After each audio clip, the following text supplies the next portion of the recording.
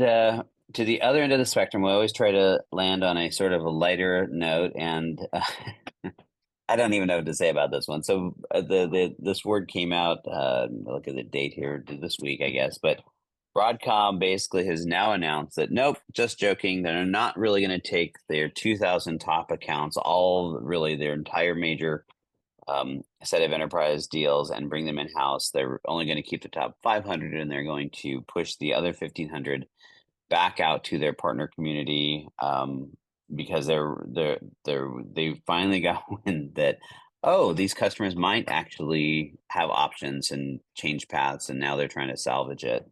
And it was sort of, I mean, we talked about it at the time. It's like, yeah, duh. Yeah. So, It's amazing how Broadcom thought they could simply push this extreme price hike and not have enterprises react. So kudos to Canalys, great analyst firm focused on the channel. I love their work. And kudos to Alistair Edwards for pointing out that this recent change has been happening, and that basically it was a mistake for Broadcom to just try to grab the top 2,000 VMware customers, take them away from their channels, take them away from their support, and just try to jack up the prices.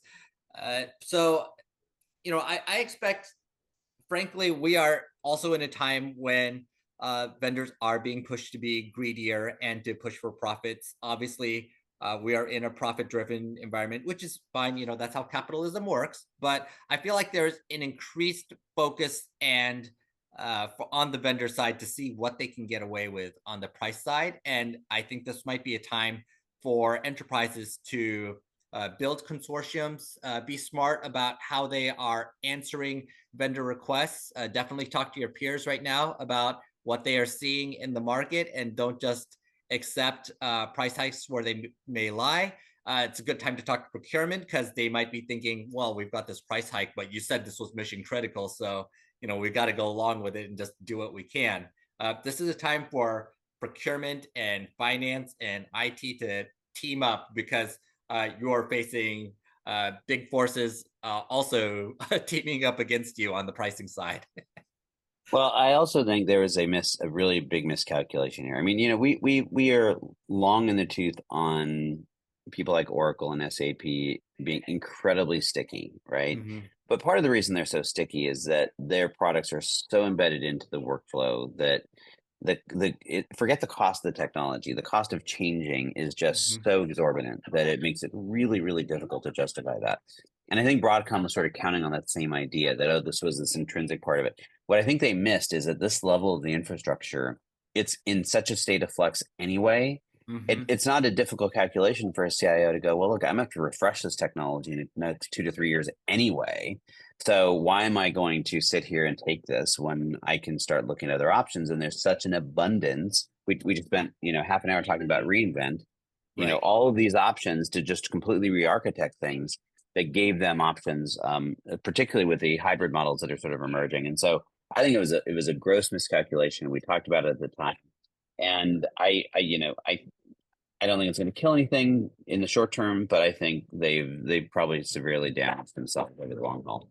Yeah, this is just begging for enterprises to further review what they're doing with Kubernetes, whether they should keep that data center open, whether they should be looking more deeply at Amazon, Microsoft, Google, or even Oracle or IBM as other cloud options, if depending on what you're trying to do, or whether we should just put certain workflows back onto our mainframe that seem to be, the old gray mare that just happened to be doing quite well handling this specific work case.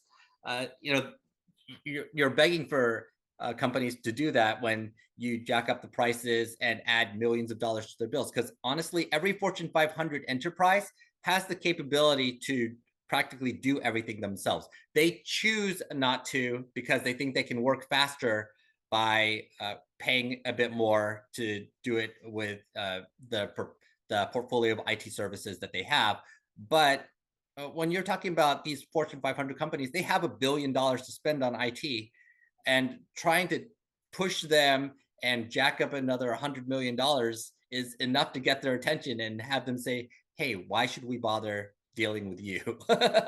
Yeah, and and you need to at least like give some FaceTime, some like an effort that says you're trying to be relevant and competitive. I mean, I'll be the first to give Oracle and SAP crap about some of their policies, but the reality is, they're both investing in innovation. They're both trying to evolve and show, how they can help their organizations in the future. And I just feel like Broadcom's not doing any of that. And it's just if I'm the CIO today, it just is it's a really tough pill to swallow. And I think that's, it's coming to roost. Yep.